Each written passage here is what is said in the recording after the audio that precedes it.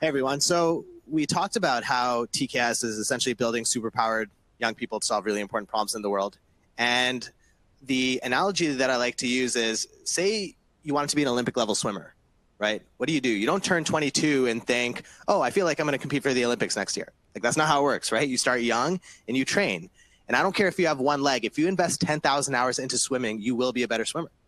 So what about young people who want to be Olympic level CEOs, innovators, thought leaders, researchers, whatever? What institution do you go to early on to get those 1,000 or 10,000 hours? It just doesn't exist. And that's what TKS is meant to be.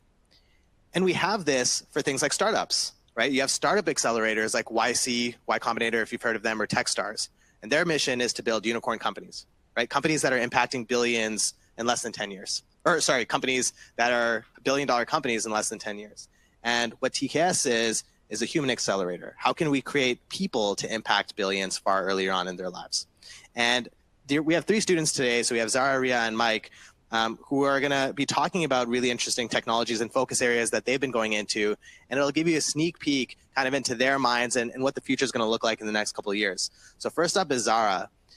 She's been really interested in autonomous vehicles, the future of transportation and advanced industries.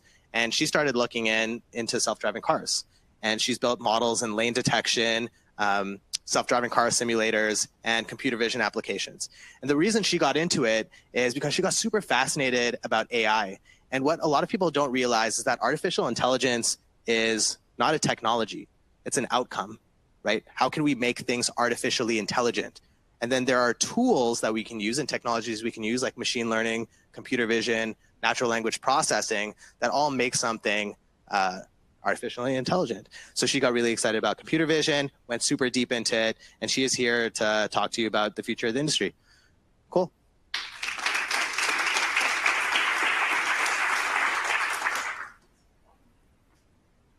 Hi, everyone. So the first thing I want to do is quiz you on your knowledge from, I think it's 2nd grade science.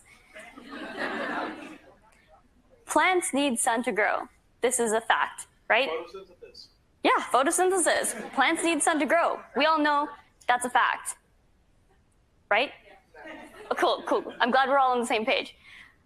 Well, it turns out, actually, that's not true. Plants don't need sun to grow. They only need red and blue light. Someone was insane enough to question, do plants really need sun to grow? And that was the birth of vertical farming, which has the potential to completely revolutionize the agriculture industry. So they challenged the assumption that we all thought was so true that we teach it in school. I learned in the 2nd grade that plants need sun to grow. That's how true we thought it was. But someone asked, is it really? And that was how we birthed a new innovation. Now, here's another fact. Cars need humans to drive them. Now, we know this one's not true. Self-driving cars exist. So someone questioned this. Do human-controlled machines really need humans to control them? The answer was no. And companies like Waymo took off. They wondered, how should cars drive? Well, how should humans drive? To me, it seems like humans drive using a kind of if this, then that system. If you see green, you go. If you see red, you stop. If you see lane lines, you stay in between them. However, I don't know a single person who would be willing to code all of the infinite possible situations using if-else blocks into a car.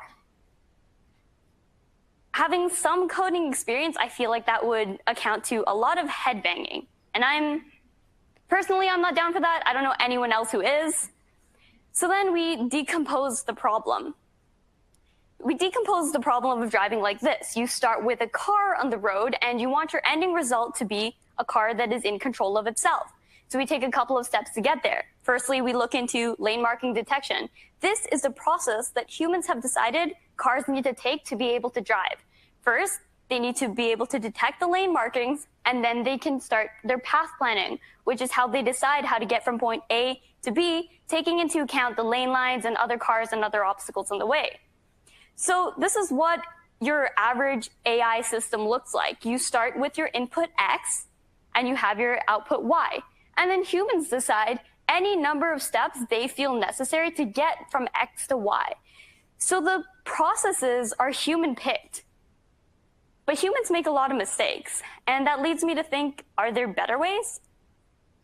All we need is to get from a car on the road to a car that can control itself. These are our X and Y variables, our input and output. So what if we were to go from X straight to Y and nothing in between?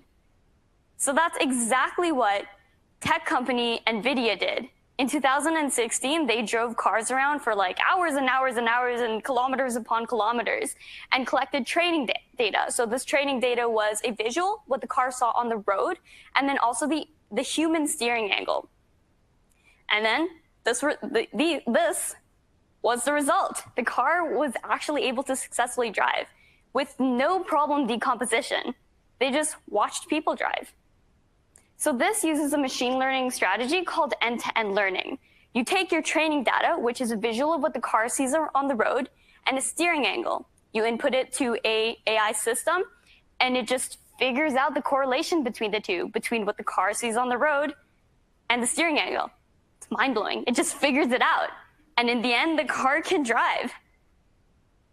Crazy.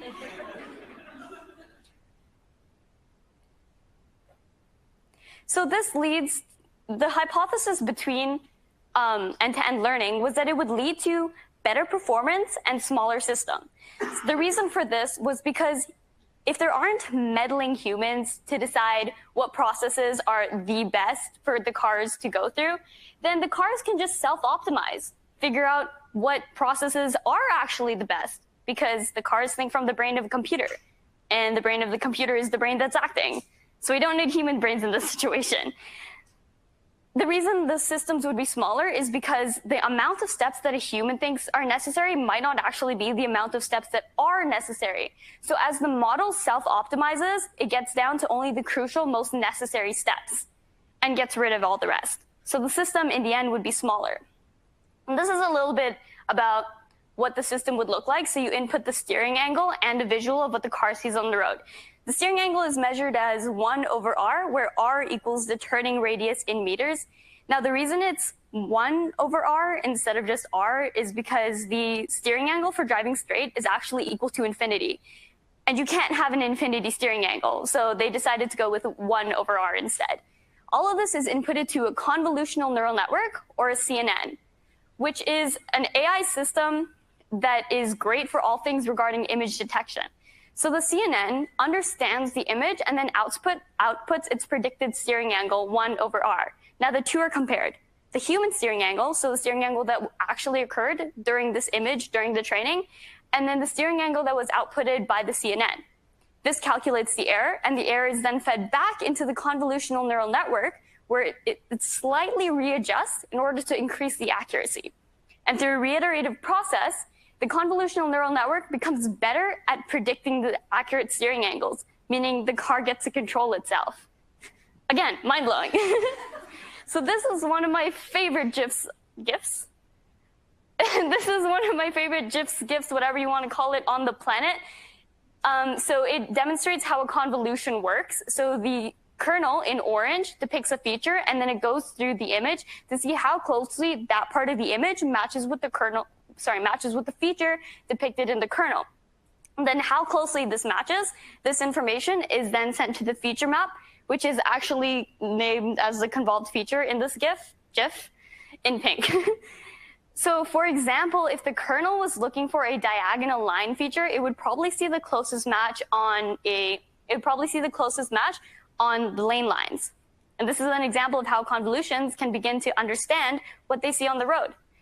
So this is what the model architecture looks like. You input the training data, so that's an image of the road and the human steering angle, and through convolutions, the model is able to understand the images better, and then the fully connected layers bring the model's understanding of the image closer to the outputted steering angle. And in the end, you get the accurate steering angle. The car can drive. Again, mind-blowing. So What did we find? You don't actually need to decompose the problem for cars to drive. The assumption was that we needed to break down the problem so that the car's computers could understand it better. That was an assumption. We challenged that and used end-to-end learning instead. Go directly from one end to the other. So human-picked processes. Are there better ways? Yeah, definitely there are better ways. End-to-end learning. So you can map the raw pixels directly to the steering angles without human decomposition of the problem. You can. There are better ways. What I want you to take away from this is that all it took was challenging assumptions. You believe something to be true, but is it really? And it was that led the world to so much innovation. It was someone who asked, do we really need the sun to grow plants? That led to vertical farming. And other people ask, do cars really need humans to drive them? And that led to the brainchild of self-driving cars. How many innovations are we being held back from because we're believing things that aren't true? I wonder. So I want us all to begin constantly challenging assumptions to everything we encounter. Is that really true? Thank you.